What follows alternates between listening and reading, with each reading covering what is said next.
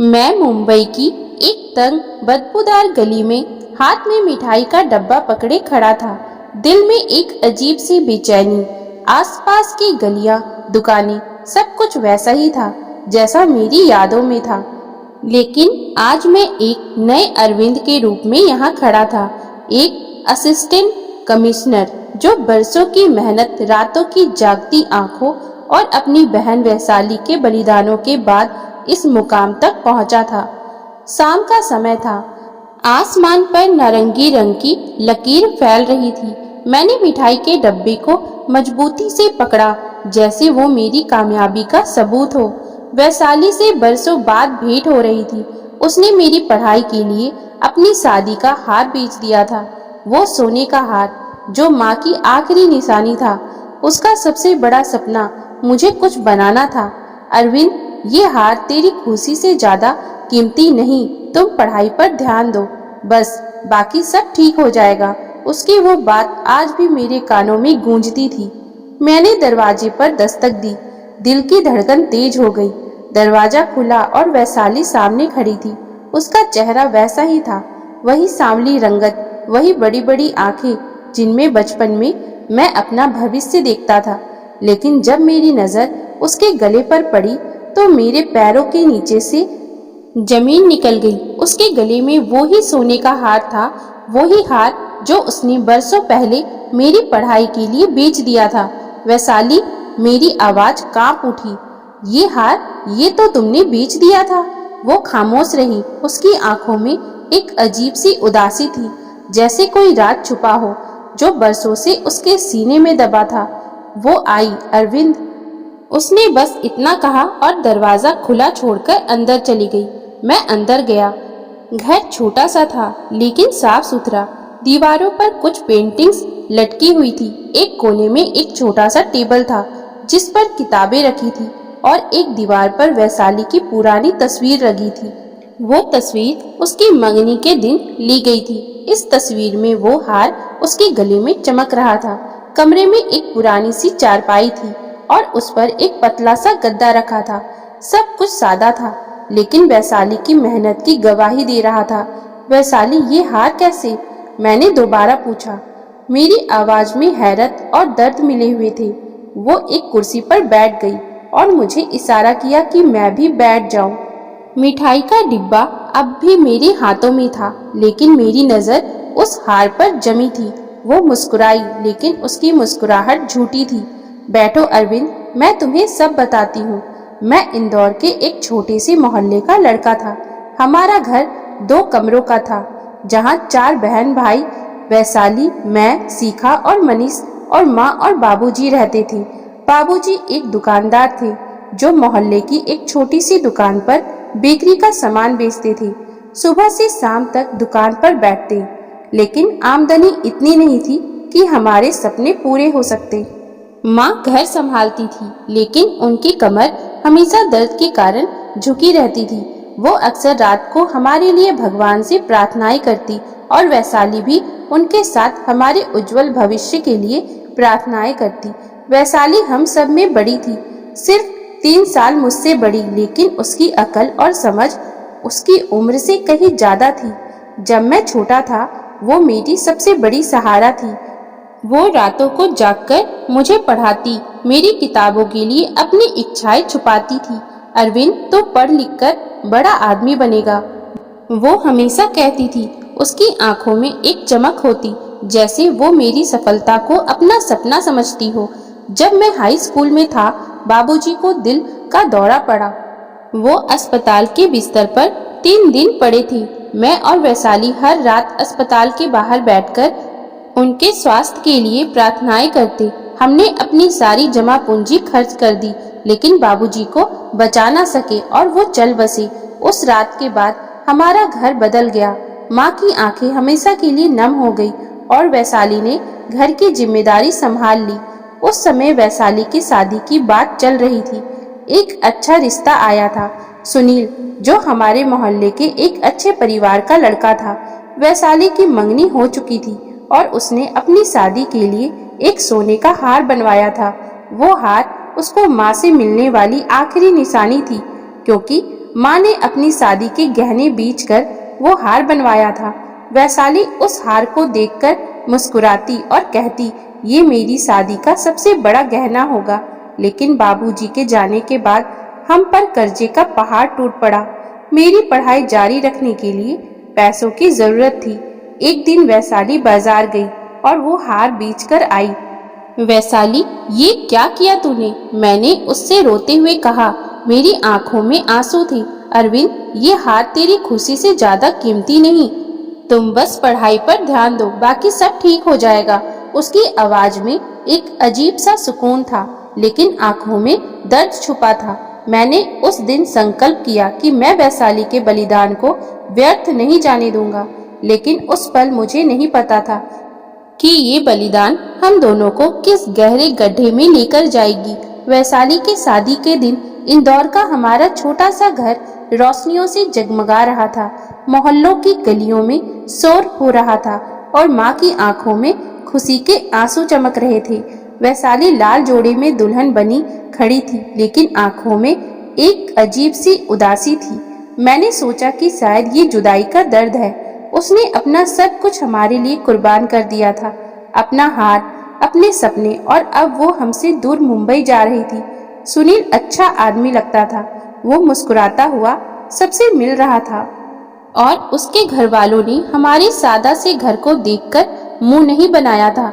लेकिन फिर भी मेरे दिल में एक अजीब सी बेचैनी थी। वैशाली तो खुश है ना? मैंने उसे विदाई से पहले पूछा, जब वो अपने कमरे में आखिरी बार अपना सामान बांध रही थी।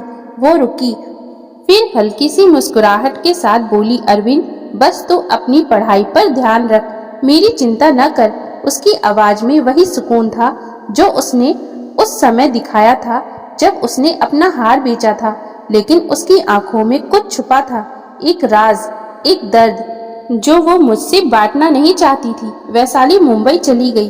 वो सुनील के साथ वहीं रहने लगी। हम इंदौर में रह गए, मैं, माँ और हमारे छोटे भाई बहन। मेरी पढ़ाई जारी थी, लेकिन वैशाली से संपर्क कम होता गया। शुरू में वो हर सप्ताह फोन करती। उसकी आवाज में एक झूठी सी चहक होती, जैसे वो हमें खुश दिखाना चाहती हो। अरविंद, यहाँ सब ठीक है। सुनील मेरा बहुत ख्याल रखता है, बस तुम अपनी पढ़ाई पर ध्यान दो। लेकिन समय गुजरने के साथ उसके फोन कम होते गए और उसकी आवाज में वो पुरानी चमक गायब हो गई। एक दिन माँ ने बताया, अरविंद, वैशाली के ससुराल वालों ने उसे ताने देना शुरू कर दिए हैं। कहते हैं वो कोई दहेज नहीं लाई। सुनील की माँ और बहन उसे हर दिन नीचा दिखाती है। माँ की बात सुनकर मेरा दिल बैठ गया। वैशाली ने हमारे लिए अपना सब कुछ लुटा दिया था और अब वो उसकी कीमत चुका रही थी। मैंने वैशाली को फोन किया। वैशाली, तो ठीक है ना? अगर कुछ बात है तो मुझे बता। वो हंसी, लेकिन उसकी हंसी झूठी थी। हाँ अरविंद, बस थोड़ी सी नोक झोंक होती है। ससुराल में ऐसी बातें तो चलती रहती है, तो चिंता ना कर, अपनी पढ़ाई पर ध्यान दे। लेकिन मुझे लगता था कि वो कुछ छुपा रही है। उसकी आवाज में खालीपन था, जैसे वो अपने दर्द को दबाने की कोशिश कर रही हो। मैं उसे जबरदस्ती इंदौर वापस लाना चाहता था, लेकिन माँ ने मना कर दिया। अरविंद, हमें उसे समय देना होगा। फिर एक दिन वैशाली का फोन आया। उसकी आवाज भारी थी, जैसे वो घंटों रो चुकी हो। अरविंद, माँ बीमार है, उन्हें अस्पताल ले जाओ। मैंने हैरानी से पूछा, तो क्यों नहीं आती? वो खामोश हो गई। कुछ पल बाद उसकी आवाज आई, मैं नहीं आ सकती। सुनील नहीं चाहता कि मैं अब घर आऊं। उस दिन मुझे पहली बार एहसास हुआ कि वैशाली का जीवन वैसा नहीं जैसा वो हमें बताती थी। माँ की बीमारी बढ़ती गई। वैशाली फोन पर संपर्क में रहती, लेकिन वो इंदौर न आई। मैं उससे नाराज था, लेकिन उसकी खामोशी से मुझे लगता था कि वो मजबूरी में है। 1 साल बाद एक दिन माँ हमें छोड़ गई। उस रात जब हम माँ के अंतिम संस्कार के लिए तैयारी कर रहे थे, मैंने वैशाली को फोन किया। वैशाली, माँ चली गई, तू आजा, बस एक बार आजा। उसकी आवाज में एक टूटन थी। अरविंद, मैं नहीं आ सकती। सुनील नहीं मान रहा। मैं गुस्से से चीखा, सुनील क्या है? तू मेरी बहन है, इस घर की बेटी है, तू आएगी। लेकिन वैशाली ने फोन काट दिया। वो माँ की 13वीं पर भी नहीं आई। उस दिन के बाद वैशाली से मेरा संपर्क लगभग खत्म हो गया। शिखा और मनीष अभी छोटे थे और मैंने घर की जिम्मेदारी संभाल ली। दिन रात पढ़ाई की और छोटी मोटी नौकरियों में खुद को झोंक दिया। मैं एक छोटे से ऑफिस में क्लर्क बन गया, लेकिन मेरा सपना बड़ा था। मैं सीएस की परीक्षा देना चाहता था। रातों को जब सब सो जाते, मैं अपनी किताबों के साथ बैठ जाता। वैशाली की बातें मेरे कानों में गूंजती, तो पढ़ अरविंद, बाकी सब ठीक हो जाएगा। उसके बलिदान मेरे लिए एक आग थी जो मुझे आगे बढ़ाती रही, लेकिन उसके साथ एक दर्द भी था। वैशाली की खामोशी, उसकी जुदाई और वो राज जो वो मुझसे छुपा रही थी। बरसों बाद जब मैंने सीएस की परीक्षा पास कर ली और मुझे असिस्टेंट कमिश्नर के रूप में लेटर मिला, मेरी आंखों में आंसू आ गए। मैंने सबसे पहले वैशाली को फोन किया, लेकिन उसका नंबर बंद था। मैंने सोचा कि अब जब मैं इस मुकाम पर पहुंच गया हूं, तो क्यों ना खुद मुंबई जाकर उसे अपनी सफलता की खबर दूं। मैंने मिठाई का डब्बा खरीदा और मुंबई के लिए बस पकड़ ली। रास्ते भर बीते समय की यादें मेरे साथ थी। वैशाली की हंसी, उसका त्याग और वो हार जो उसने मेरी पढ़ाई के लिए बेच दिया था। बस की खिड़की से बाहर झांकते हुए मैंने सोचा कि शायद अब सब ठीक हो गया होगा, लेकिन मुझे नहीं पता था कि वैशाली के घर पहुंचकर जो सच सामने आएगा वो मेरे दिल को और भी तोड़ देगा। वैशाली से बरसों बाद भेंट होने वाली थी। मेरे दिल में एक अजीब सा उत्साह था। मैं असिस्टेंट कमिश्नर बन चुका था। वो सपना जिसे वैशाली ने मेरे लिए देखा था, जो उसने अपने सोने का हार का बलिदान देकर पूरा किया था। मैं उसे बताना चाहता था कि उसका बलिदान व्यर्थ नहीं गया, लेकिन दिल कह रहा था कि कुछ तो गलत है। वैशाली का पता मुझे याद था। वो मुंबई के एक पुराने मोहल्ले की एक तंग गली में रहती थी।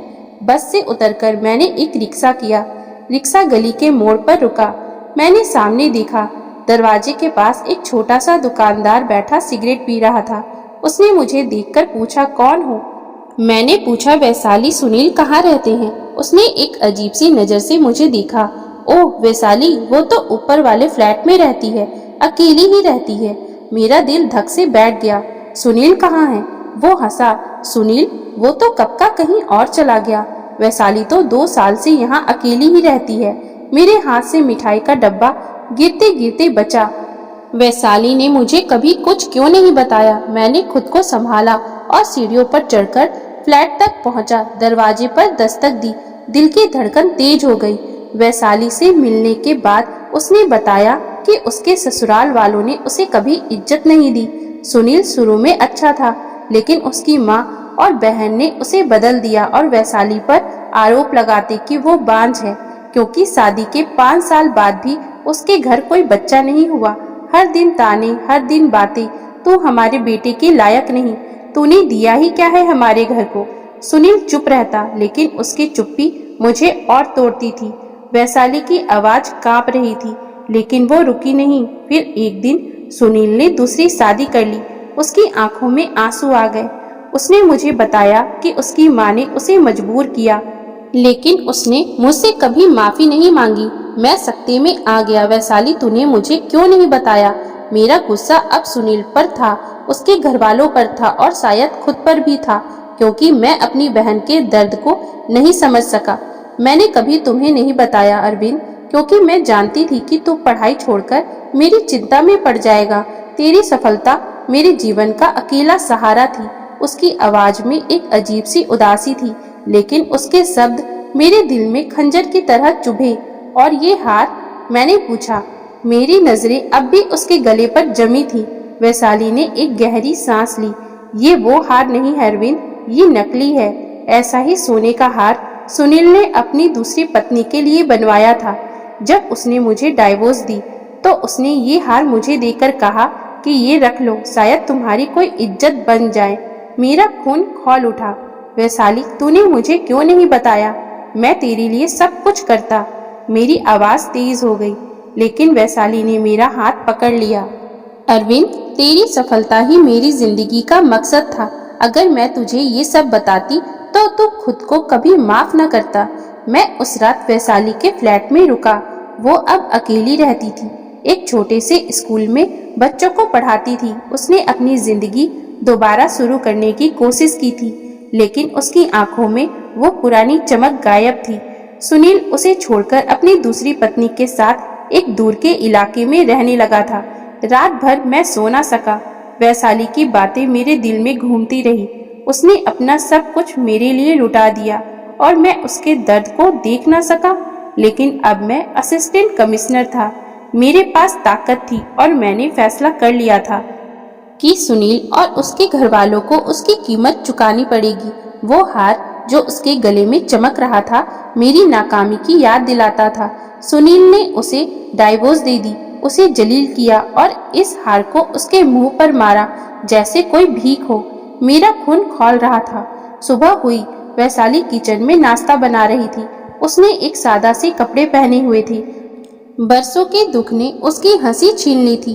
वैशाली, तूने अपनी जिंदगी बर्बाद कर ली, मैंने चीख कर कहा। सुनील ने तुझे धोखा दिया, तेरी इज्जत उछाली और तू खामोश रही। वो मुस्कुराई, लेकिन उसकी मुस्कुराहट में एक गहरा दर्द था। अरविंद, इज्जत कोई हार या कोई गहना नहीं जो कोई छीन ले। मेरी इज्जत मेरी मेहनत है, मेरा आत्मसम्मान है। सुनील मुझे डाइवोर्स दे सकता है, लेकिन मेरे आत्मसम्मान को छीन नहीं सकता। उसकी बातों ने मुझे खामोश कर दिया, लेकिन मेरे दिल में एक आग जल रही थी। मैं एक असिस्टेंट कमिश्नर था, मेरे पास ताकत थी। मैं सुनील को सबक सिखाना चाहता था। वैशाली, मैं उसे नहीं छोड़ूंगा। वो और उसके घरवाले तेरी जिंदगी तबाह करने की सजा भुगतेंगे। वैशाली ने मेरा हाथ पकड़ लिया। उसकी हथेलियां खुरदुरी थी, बरसों की मेहनत की गवाही दे रही थी। अरविंद, बदला लेने से कुछ नहीं मिलेगा। मैंने अपनी जिंदगी संभाल ली है, तू बस अपनी सफलता पर गर्व कर। लेकिन मैं उसकी बात ना मान सका। उस रात वैशाली सो गई। मैंने अपने दोस्त को फोन किया, जो मुंबई में पुलिस था। मैंने सुनील के बारे में सारी जानकारी लेने की कोशिश की। अगले दिन मेरे दोस्त का फोन आया। अरविंद, सुनील का कारोबार कुछ साफ नहीं। वो इंपोर्ट एक्सपोर्ट के नाम पर कुछ तो गलत काम करता है। उसके गोदामों में कई बार छापे पड़ चुके हैं, लेकिन उसने हर बार रिश्वत देकर खुद को बचा लिया। ये सुनकर मेरा गुस्सा और भड़क उठा। सुनील न सिर्फ वैशाली का मुजरिम था, बल्कि कानून का भी मुजरिम था। मैंने विजय से कहा, उसके खिलाफ एक ठोस इंक्वायरी शुरू करो। कुछ ही दिनों के बाद सुनील मेरे दफ्तर में था। वो हाथ जोड़कर मेरे सामने खड़ा था। अरविंद भाई, मुझे माफ कर दो। मैंने वैशाली के साथ गलत किया, लेकिन मुझे बर्बाद ना करो। मैंने उसे घूरा। तूने मेरी बहन की जिंदगी तबाह की, उसे अपमानित किया और अब दया मांग रहा है। उसकी आंखों में डर था, लेकिन मुझे उस पर कोई दया न आई। फिर उसी पल वैशाली की बात मेरे कानों में गूंजी, बदला लेने से कुछ नहीं मिलेगा। मैंने उसे जाने दिया, लेकिन उसके खिलाफ इंक्वायरी बंद नहीं की। मैं जानता था कि कानून अपना रास्ता खुद बनाएगा। मैं मुंबई में कुछ दिन और रहा। वैशाली के फ्लैट में सुबह शाम उसके साथ समय गुजारता। कुछ दिनों बाद मैंने सुनील के खिलाफ इंक्वायरी को तेज कर दिया। विजय ने बताया कि सुनील के गोदामों से गैर कानूनी सामान बरामद हुआ था। मैंने सुनील के केस को विजय अपने दोस्त के हवाले कर दिया। मैंने फैसला किया कि मेरा मकसद बदला नहीं था, न्याय था। सुनील को उसके अपराध की सजा मिलेगी, लेकिन मैं अपनी जिंदगी उसकी तबाही के लिए बर्बाद नहीं करूंगा। इंदौर वापस पहुंचकर वैशाली ने एक नई जिंदगी शुरू की। उसने एक छोटे से स्कूल में पढ़ाना शुरू किया, जहां वो गरीब बच्चों को मुफ्त शिक्षा देती थी। शिखा और मनीष उसे देखकर खुशी से झूम उठे। वैशाली दीदी, आप वापस आ गई, शिखा ने उसे गले लगाते हुए कहा। वैशाली ने मुस्कुराकर उसका सर सहलाया। हाँ शिखा, अब हम सब एक साथ हैं। इंदौर की गलियों में एक नया सवेरा हुआ। वैशाली की वापसी ने हमारे घर को दोबारा स्वर्ग बना दिया था। शिखा अब कॉलेज में थी और मनीष स्कूल में पढ़ता था। मैं अपनी नौकरी में व्यस्त था, लेकिन हर शाम हम सब एक साथ बैठते थे। वैशाली हमें अपने स्कूल के बच्चों की बातें सुनाती। अब उसकी आवाज में एक नई चमक थी। उस रात हम दोनों ने इंदौर की सड़कों पर चहलकदमी की। वैशाली ने हंसते हुए कहा, अरविंद, तू जानता है, जब तू असिस्टेंट कमिश्नर बना, मुझे लगा कि मेरा हार बेचना सफल हो गया। मैंने उसकी तरफ देखा। उसकी मुस्कुराहट में एक नई जिंदगी थी। उस पल मुझे एहसास हुआ कि हम दोनों एक दूसरे का सहारा थे। वैशाली ने अपने बलिदान से मुझे सफलता दिलाई और मैंने उसे वापस लाकर एक नई जिंदगी दी। जिंदगी अजीब है, ये हमें घाव देती है, लेकिन इन्हीं घावों से हमें जीने का कारण मिलता है। वैशाली मेरी बहन थी, मेरी माँ थी, मेरी दोस्त थी। आज जब मैं ये मुस्कुराते हुए देखता हूँ तो मुझे लगता है कि शायद जिंदगी ने हमें वो सब कुछ लौटा दिया जो उसने हमसे छीना था। सुनील के केस का फैसला कुछ महीने बाद आया। उसे अपने अपराधों की सजा मिली। तो दोस्तों, अगर आपको हमारी आज की ये कहानी अच्छी लगी हो तो कृपया आप हमारे चैनल को लाइक, शेयर और सब्सक्राइब जरूर कर लें, जिससे हम आपके लिए और भी अच्छी अच्छी कहानियाँ लाते रहें। Thank you for watching.